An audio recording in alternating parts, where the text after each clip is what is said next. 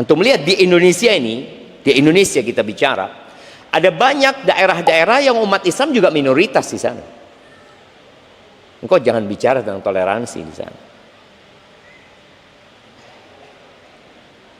Ahibati fillah, umat Islam adalah umat pilihan. Allah Azza wa Jalla mengatakan kuntum khaira ummatin ukhrijat linnas. Kalian adalah umat terbaik. Mungkin sebagian orang akan mengatakan ini klaim sepihak. Naam, dan kita bisa membuktikan hal itu, bahwa kita adalah umat terbaik. Tapi sebagian umat Islam lupa bahwa menjadi yang terbaik itu ada kriteria yang harus dipenuhi. Ta'muruna bil ma'ruf wa tanhauna 'anil munkar wa tu'minuna billah. Walau amana ahlul kitab lakana khairan lahum. Kalian melakukan amar ma'ruf, nahi munkar, beriman kepada Allah. Andai kata ahlul kitab beriman, itu akan lebih baik buat mereka. Tapi ternyata ahlul kitab yang malam ini mungkin mereka merayakan malam Natal atau besok malam ya. Ingat, kita toleransi dengan cara tidak mengganggu mereka dalam ritual ibadah mereka. Lakum dinukum waliyadin. Umat Islam punya identitas yang jelas, tapi identitas ini mulai kabur. Pada saat apa? Pada saat umat Islam mengikuti orang-orang non-muslim. Dan ternyata Nabi kita Muhammad alaihi salatu wassalam 1447 tahun yang lalu, beliau sudah menyampaikan la tattabi'unna sanana man kana qablakum. Kalian benar-benar akan mengikuti budaya, tradisi, gaya hidup orang-orang sebelum kalian.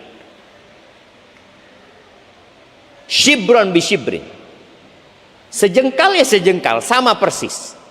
Zira'an bi zira'an, satu hasta sama satu hasta. Hatta law dakhalu juhra dabbin la dakhaltum. Kalau sampai mereka masuk ke lubang dob. Dob ini reptil yang ada di padang pasir.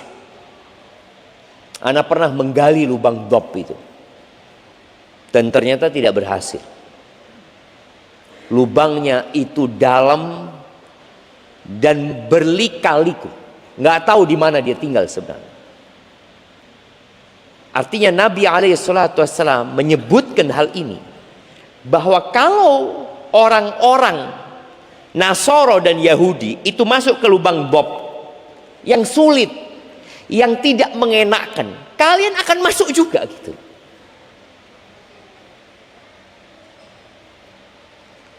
Apa penyebabnya? Kelemahan iman.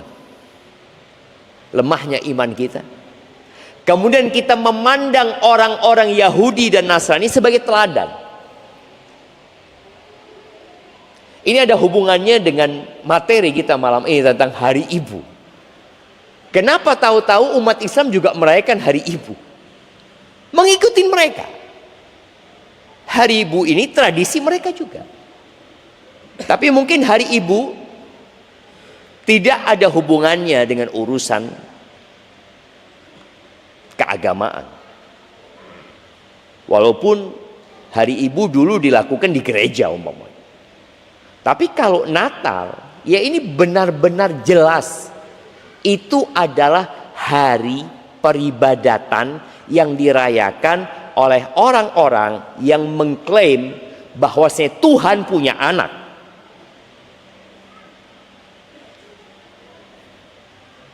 Subhanallah. Ketika ada seorang supir taksi yang muslim ya, kalau nggak salah di Inggris kejadian ini, supir taksi itu selalu di mobilnya dia menghidupkan Al-Quran, karena banyak imigran muslim yang di Inggris sana ya. Kalau nanti penumpangnya minta dimatikan, dia matikan. Karena dia ingin memberikan pelayanan kepada penumpangnya. Tapi subhanallah, dia juga ingin berdakwah. Supir taksi, dia ingin setiap orang yang naik ke mobil taksinya itu mendengarkan Al-Quran. Sebagaimana kita lihat beberapa taksi di negeri kita, dia setel musik. Kalau kita mengatakan matikan, dia matikan. Tapi ini supir, dia setel Al-Quran, kemudian dia taruh majalah-majalah Islam di balik kursinya. Supaya kita tahu kita punya kewajiban semua berdakwah. Sampai supir taksi pun melakukan tugas itu. Yang mungkin sebagian penuntut ilmu nggak peduli. Akhirnya dia menyetel Al-Quran itu dulu ya masih pakai kaset ya, nggak seperti sekarang. Surat Maryam. Dia cerita sampailah di akhir surat Maryam, ibunya Nabi Isa alaihissalam. Di ayat 89 Allah mengatakan 88 ya, wa qalu ittakhadzar rahmanu walada. Dan mereka berkata bahwasanya Allah Ar-Rahman memiliki anak. Laqad ji'tum syai'an idda. Kalian telah mendatangkan satu pemikiran yang sangat memalukan sebenarnya. Sangat dahsyat. Keburukan. Takadu samawatu yatafattarna min. Hampir saja langit-langit yang 7 lapis itu terbelah. Gara-gara omongan ini. Watansyaqul ard. Dan hampir-hampir bumi itu terbelah. Wa takhirul jibalu hadda. Dan hampir gunung-gunung itu meletus dan rata sama tanah. Gara-gara ada yang mengatakan itu. Allah punya anak. Allah yang menciptakan langit 7 lapis. Allah yang menciptakan manusia. Allah yang menghamparkan bumi. Allah Jalla Jalaluhu yang menancapkan gunung-gunung. Dianggap punya anak. Anda'u lirrahmani walada. Semua itu hampir terjadi gara-gara mereka mengklaim Allah itu punya anak. Wa ma yanbaghi lirrahmani an yattakhidha walad. Enggak mungkin gitu loh. Tuhan itu punya anak, sesuatu hal yang mustahil.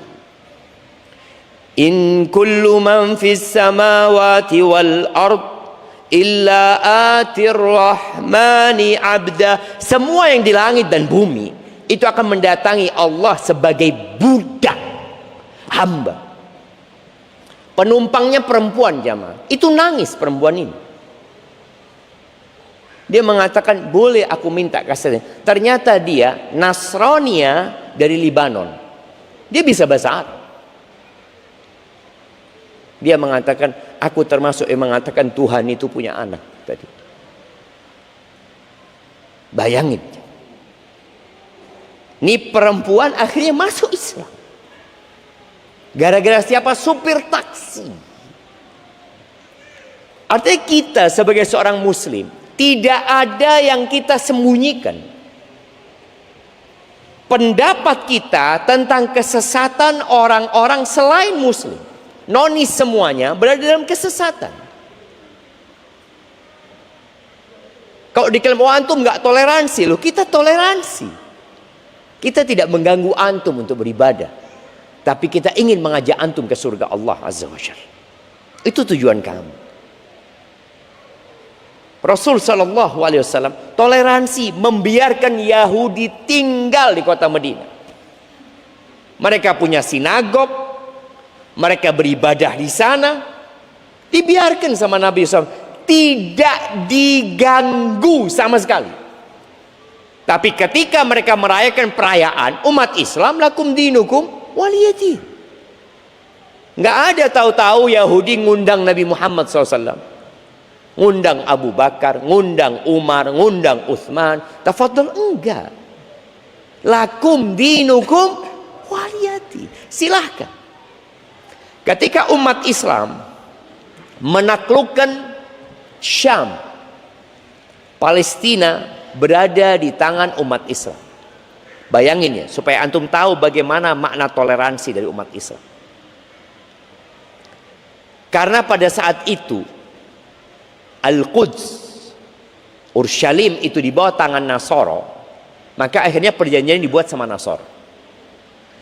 Dalam perjanjian itu Umar bin Khattab menyetujui, ditandatangani oleh Umar bin Khattab, disaksikan oleh Abu Ubaidah Amir bin Jarrah, bahwasanya semua gereja-gereja, semua salib-salib mereka aman, nggak boleh dihancurin. Bayangkan ya, Islam menguasai, tapi tidak ada satu salib Nasoro yang besar-besar yang disucikan mereka yang kemudian dihancurkan sama umat Islam. Enggak. Mereka beribadah bebas. Mereka melakukan ibadah mereka. Di antara poin perjanjian itu, Nasoro minta tidak boleh ada satu Yahudi tinggal di Urshalim. Umat Nasrani minta apa? Tidak boleh ada satu orang Yahudi tinggal di Baitul Maqdis. Di kota Madinah tinggal Yahudi bersama Nabi Muhammad SAW, supaya antum terbuka bagaimana toleransinya umat Islam dan bagaimana intolerannya orang-orang Nasoro sama Yahudi. Nggak mau mereka, nggak boleh Yahudi tinggal di sana. Nabi Muhammad SAW bertetanggaan sama Yahudi, tapi dalam urusan peribadatan lakum dinukum walidin, monggo itu agak. Tapi kami mendakwahin kalian, kami mengatakan kalian kafir. Qul ya ayyuhal kafirun. Di surat Al-Bayyinah jelas, innal ladzina kafaru min ahlil kitabi wal musyrikina fi nari jahannam. Itu keyakinan kami umat Islam. Sesungguhnya orang-orang yang kafir dari kalangan ahlul kitab atau dari kalangan musyrikin, mereka berada di neraka jahanam. Berapa lama mereka di sana? Khalidina fiha. Selama-lamanya mereka di sana. Ulaika hum syarrul bariyah. Mereka adalah makhluk yang paling buruk di muka bumi ini. Ada dalam kitab umat Islam, ada, silahkan dibaca. Tapi dalam urusan muamalah sosial, kita sama-sama hidup di Indonesia, punya hak yang sama, saling menghargai. Itu jamaah. Maka tolong fahami agama ini. Ingat, jangan mengajari umat Islam toleransi. Seharusnya seperti itu.